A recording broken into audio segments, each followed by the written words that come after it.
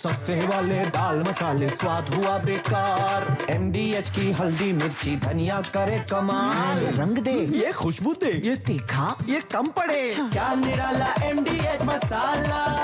क्योंकि बुढ़ापा तो नजर आता नहीं है, रिवर्स एज में आप चल रहे हैं।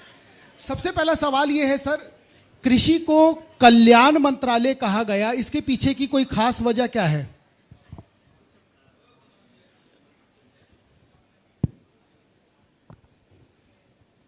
सबसे पहले तो मैं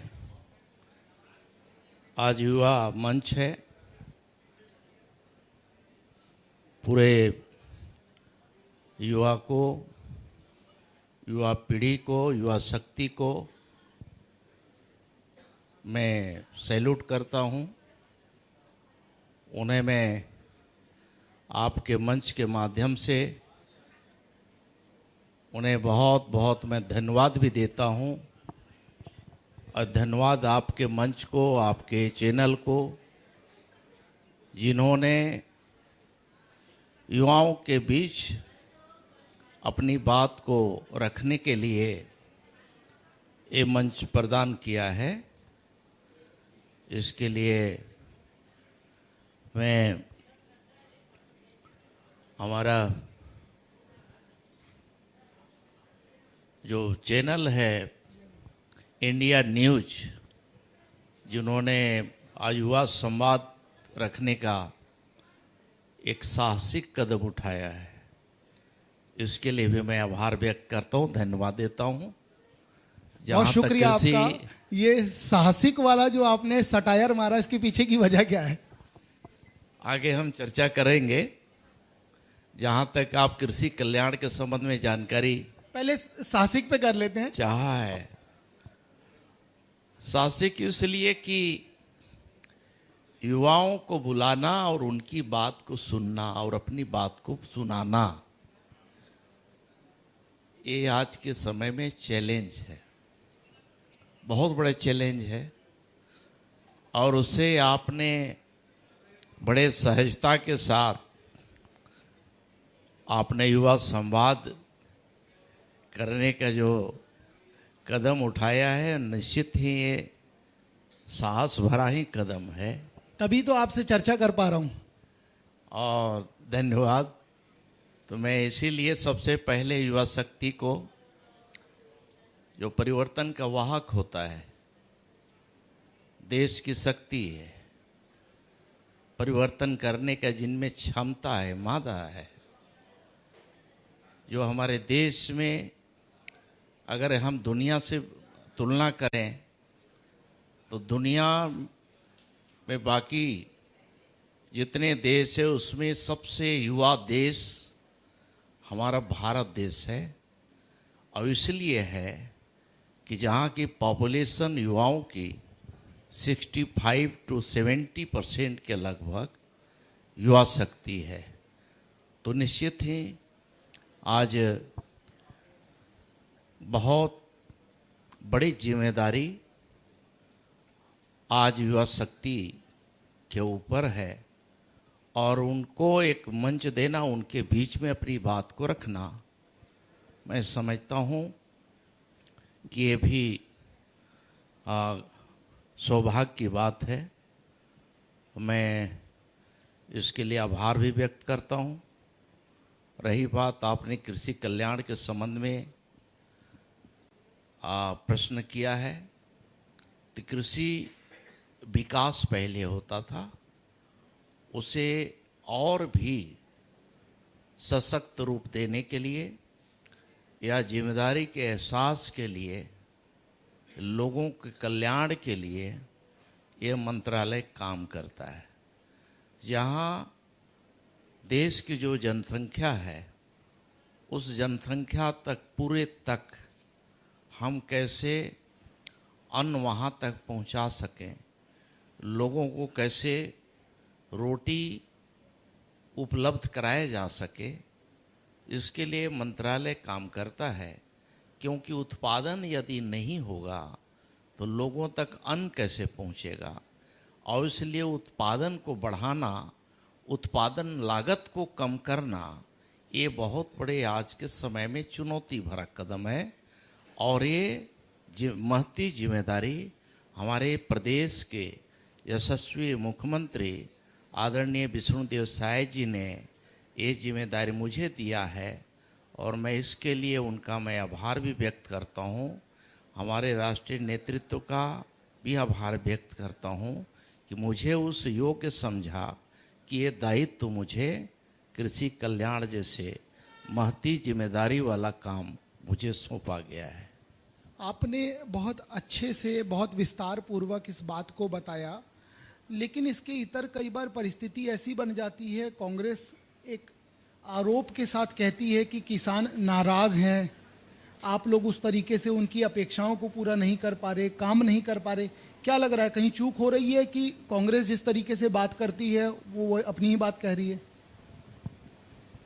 देखिए कि कांग्रेस की बात हो या फिर दिगर जितने भी भारतीय जनता पार्टी के अगेंस्ट की जितनी भी पार्टियां हैं, ये सब किसानों के बीच में तो जाने लायक रहे नहीं। ये सिर्फ पेपरबाजी करते हैं, ये हवाबाज नेता हैं, इसलिए हवाई बात करते हैं। हम तो प्रतिदिन किसानों के बीच में ही रहते हैं, किसानों के बीच संवाद करते हैं, किसानों के बीच जाते हैं, किसानों के खाद बीज कहाँ कमी हो रही है उसको देखते हैं। मुझे कहीं भी खाद का कमी, बीजों की अनुपलब्धता, इसकी शिकायत कहीं नहीं मिली।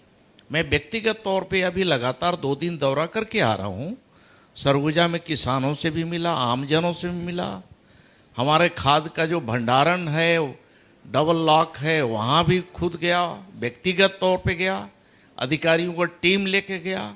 जहाँ अमानक खाद की कहीं शिकायत होती है उसके लिए हमने सैंपलिंग कराया।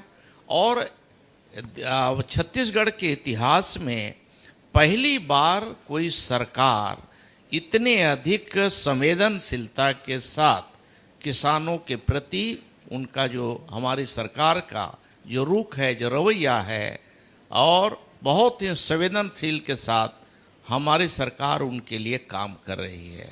और यही कारण है कि हम इस बार जो परिस्थितियां थी, वैश्विक परिस्थितियां थी कि कैसे हमारे किसानों तक खाद हम पहुंचा पाएंगे, ये चैलेंज था हमारे लिए, हमारे सरकार के लिए बड़ी चुनौती थी।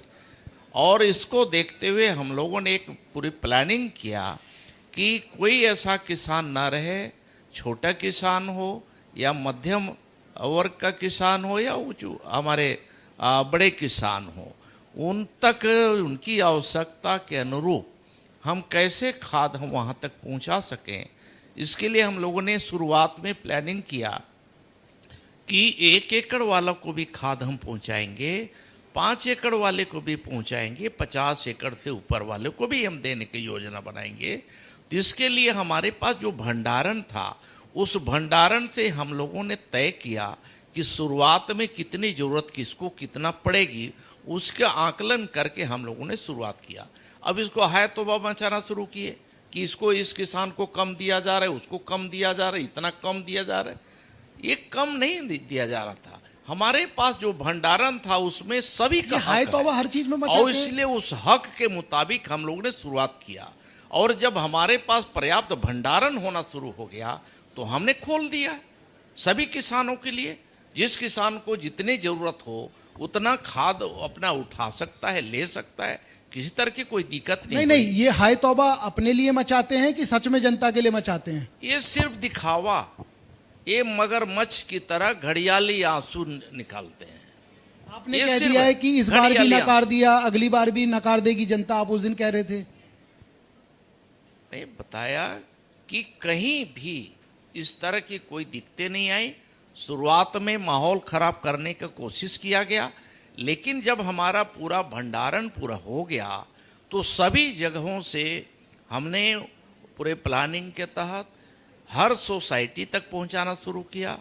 जो हमारे जो बाकी जो निजी क्षेत्र के जो बहुत सारे प्राइवेट सेक्टर में जो काम करने वाले जो समितियां हैं, जो काम करने वाले व्यापारी हैं, जो जिनकी लाइसेंस है, उन लाइसेंस धारियों तक भी खाद का भंडारण हुआ पहुंचा और किसानों को कहीं भी असुविधा नहीं हुई। मैं व्यक्तिगत तौर पे पूछा भी, बोले कि नहीं भैया अभी आना शुरू सब हो बढ़िया गया है। कोई दिक्कत है? कोई दिक्कत नहीं है। एक सवाल और है, बहुत महत्वपूर्ण विभाग है आपके पास, आदिम जाति कल्याण, आदिवासी जिसको भी कहते हैं। छत्तीसगढ़ में 2 संभाग ऐसे हैं जिसमें सबसे ज़्यादा आदिवासी हैं। एक सरगुजा संभाग जहाँ से आप आते हैं जिस शोर से, और दूसरा बस्तर संभाग। दोनों संभागों के भीतर यदि समझा जाए तो आदिवासी आपको कितना संपन्न पाता है और कितना संपन्न वहाँ का आदिवासी है? देखिए, मैं अगर छत्तीसगढ़ बनने पहले जो छत्तीसगढ़ का निर्माण हुआ उस समय की यदि बात करें और आज की बात करें तो आसमान जमीन का अंतर आया है। हम लोगों ने देखा है, हमारी सरकार तो इसी हॉल में बनी थी, यहीं कोई बैठने का जगह नहीं था जी, तो आपको यहाँ कहीं जगह थी? रहने की जगह नहीं थी। और हम लोग अयोध्या अपार्टमेंट, और जो कि बिल्कुल ऐसा लगता है कि स्लम एरिया में है, उस एरिया में हम लोगों ने 3 साल विधायक के रूप में 2000 से आने के बाद हम रहे हैं, सभी विधायक रहते थे। तो धूल भरा छत्तीसगढ़ का पहचान होती थी। रोड का कहीं नामो निशान नहीं, सिंचाई का रकबा भी बिल्कुल कम था, सड़कों के कहीं बहुत खस्ता हालत था, नहीं के बराबर थे। बिजली की स्थिति ऐसी थी कि कभी कभार आ जाए तो लोगों को खुशियां होती थी कि बिजली आज आ गया, आज बिजली देखने को मिला। मैं विधायक बनने के 20 साल बाद अपने घर में बिजली जला पाया हूं। विधायक बनने के 20 साल बाद, ये समझिए, वो उस समय की बात। तो आज इतना चेंज आया, हर सेक्टर में आया।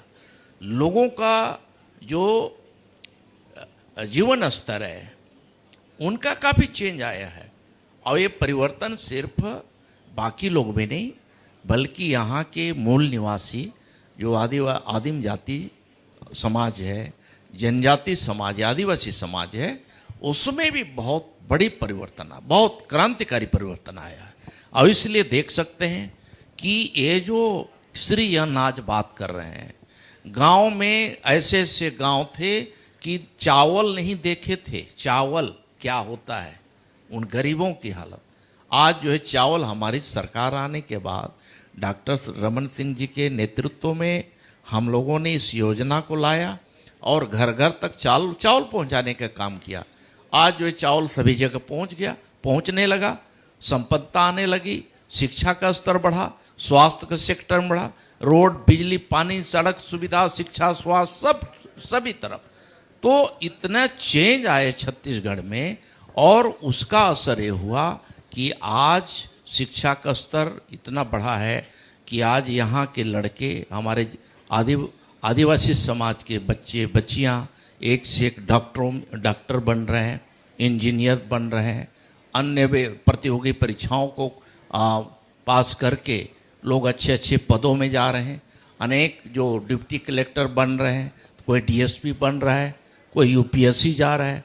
और हमारी सरकार ने तो इतने अधिक कल्याणकारी योजना में काम करना शुरू किया है कि छत्तीसगढ़ में यदि ट्राइबल समाज में अगर क्रांतिकारी परिवर्तन आया है तो भारतीय जनता पार्टी के नेतृत्व वाली सरकार का देन है। डॉक्टर रमन सिंह जी की सरकार 2003 से लेकर के 2018 तक, और अभी माननीय विष्णुदेव साय जी के नेतृत्व वाली सरकार ने जिस क्रांतिकारी निर्णय के साथ, जो उनके कल्याण के लिए, उनके बेहतरी के लिए, उनके विकास के लिए जो एक मॉडल उन्होंने जो तय किया, उसके आधार पे हम आज जो है काफी आगे बढ़े हैं। आपने शुरुआत की थी युवाओं की, आप भी युवा हैं, मैंने कह दिया तो आप मुस्कुरा के तफरी ले लिए। ये बताइए, दिल्ली में जो प्रदर्शन हुआ जेनजी, आपने सुना? ये जो दिल्ली में प्रदर्शन हुआ, आपका उस पर क्या मत है?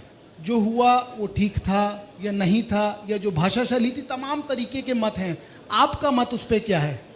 क्योंकि आप भी युवा हैं, वैसे ही बताइएगा। नहीं, देखिए, इस बारे में तो लगातार जो है बहुत सारे डिबेट हुए हैं, बहुत सारी चर्चाएं हुई हैं, और मैं समझता हूं कि हमारे राष्ट्रीय नेतृत्व ने सदन में भी अपनी बात को रखा है, हमारे कई वक्ताओं ने रखा है, हमारे जितने भी डिबेटर हैं, आप युवा होने के नाते वार्ताकार हैं, उन सब ने भी रखा है। और युवा तो युवा है। तो आप बता दीजिए ना, तो आपने मुझे इसलिए कहा कि मैं तफरीह ले मैं रहा हूं। समझता हूँ कोई बहुत कुछ उसमें कहने की आज जरूरत नहीं है। हमारे नेताओं ने जो बोला है, मैं समझता हूँ वही विचार मेरा भी है। बहुत शुक्रिया, आपने युवा बन के चर्चा की लेकिन युवाओं को लेकर जवाब नहीं दिया। बहुत शुक्रिया हमसे चर्चा करने के लिए। बहुत शुक्रिया रामविचार नेताम जी, जो कि कृषि मंत्री